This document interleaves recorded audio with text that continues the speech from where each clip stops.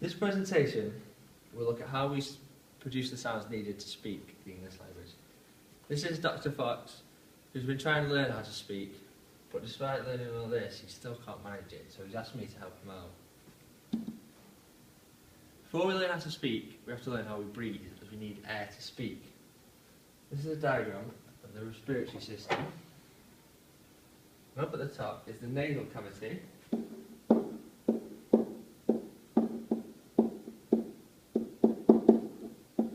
the oral cavity.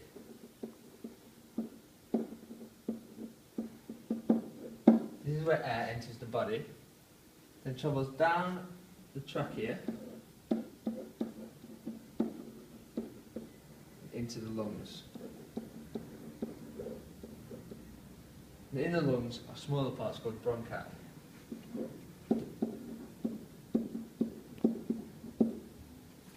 This is where the oxygen taken from the air goes into the blood. Underneath the lungs is the diaphragm.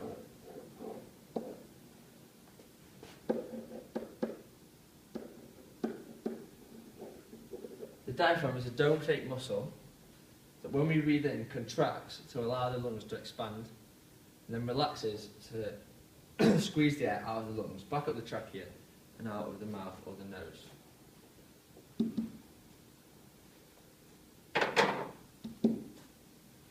Phonation is how we make the sounds we need to speak.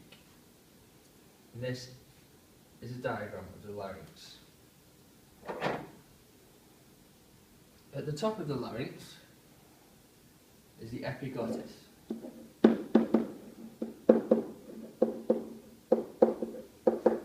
The epiglottis is a flap at the top of the larynx to stop foreign bodies passing down the windpipe or trachea.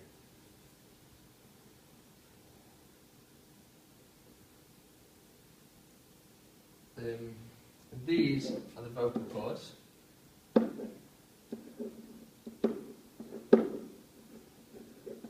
The inside vocal cords are the true vocal cords. These are the ones that move to help us speak. And the outside ones are the false vocal cords, which don't move. Gap in between the vocal cords is called the glottis. This is where the air passes through the vocal cords. The vibrations of the vocal cords create the sound. The speed of the vibrations changes the pitch, and the amount of air passing through changes the volume.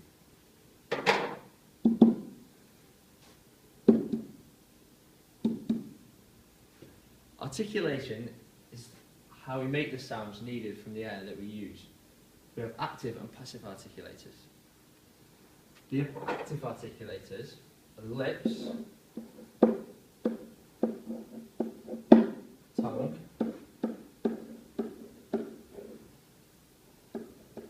uvula, and glottis.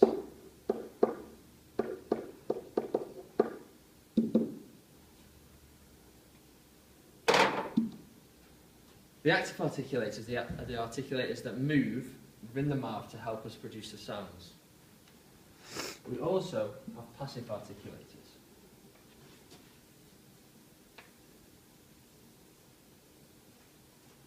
The passive articulators are the ones that don't move, but they still aid us in speech.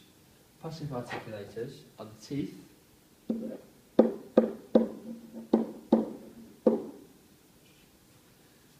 the alveolar ridge,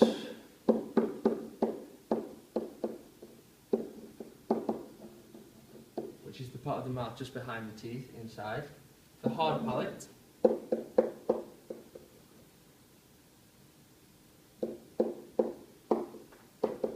which is the part just behind the alveolar ridge, and the velum, which is the soft part of the mouth just behind the hard palate. These parts of the mouth don't move, but do help with constriction of the air to help us speak. There are three main segments of speech that help us make up consonants. They're the place of articulation, manner of articulation, and the voicing. The place of articulation is where in the mouth the sound is produced.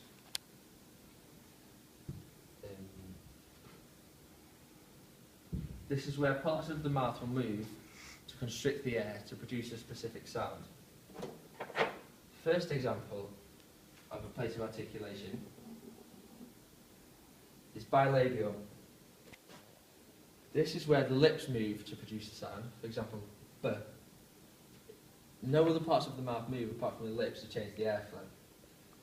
The second place of articulation is labiodental. This is where the teeth and the lips move together to constrict the air, for example in the sound. The air passes through between the teeth, the small gap between the teeth and the lips. The next place of articulation is dental. This is where the teeth constrict the air. For example, no it's not.